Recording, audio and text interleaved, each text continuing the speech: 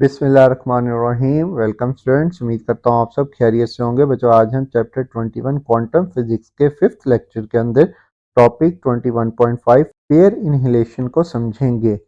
बच्चों, ये pair inhalation reverse process है पेयर प्रोडक्शन का। इसके अंदर दो इलेक्ट्रॉन और पॉजिट्रॉन आपस में कोलाइड करते हैं और दो हमारे पास फोटॉन्स बनाते हैं। दो फोटॉन्स यहाँ से जनरेट होते हैं।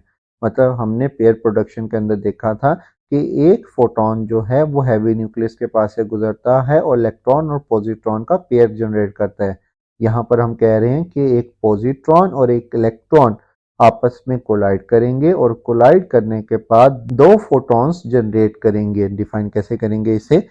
Pair annihilation is the reverse process of pair production. Here the electron and positron combine, collide and are converted back into energy to gamma rays photon generate करेंगे। इलेक्ट्रॉन और positron आपस में मिले और दो गैमा रेस के photons generate किए। Process क्या है इसका? During the collision both electron and positron disappear. टकराने के बाद ये दोनों डिसअपियर हो जाएंगे। इनकी जो एनर्जी है वो कन्वर्ट हो जाएगी इन दोनों फोटॉन्स के अंदर, converting that total energy into two photons. Two photons are produced to conserve both energy and momentum. और इस केस में भी हमारे पास एनर्जी और मोमेंटम कंजर्व रहेगा। The photons move in opposite direction to balance the momentum. इन दोनों का मोमेंटम ये जो है जिस जिस डायरेक्शन में जा रहे थे इलेक्ट्रॉन और पॉजिट्रॉन उसी डायरेक्शन में जाएंगे, जिससे मोमेंटम और एनर्जी कंजर्व रहेगी।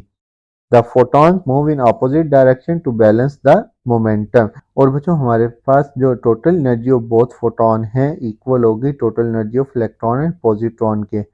हमें मालूम है अगर इलेक्ट्रॉन और पॉजिट्रॉन मूव कर रहे हैं तो इनकी काइनेटिक एनर्जी के साथ साथ इनके रेस्ट मास एनर्जी भी एग्जिस्ट करेगी। ये रेस्ट मास एनर्जी आ गई इलेक्ट्रॉन और पॉजिट्रॉन की, साथ plus kinetic energy of electron plus kinetic energy of positron equal होगी energy of two gamma photons के। मतलब यहाँ से इसकी एनर्जी जो है वो सारी की सारी कन्वर्ट हुई है इन दो गैमा फोटॉन्स के अंदर।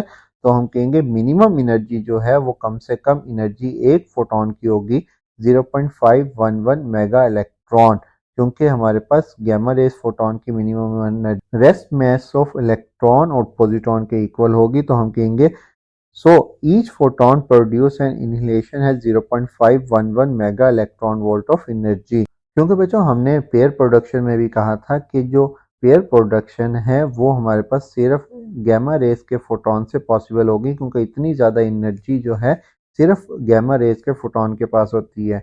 वही बात हम यहाँ पर कर रहे हैं कि हमारे पास जब पेयर प्रोडक्शन के रिवर्स प्रोसेस के अंदर पेयर इनहिलेशन होगी, एक पॉजिट्रॉन और इलेक्ट्रॉन आपस में कोलाइड करेंगे तो जो ये एनर्जी जनरेट करेंगे वो भी गैमा रेस फोटोन की एनर्जी होगी।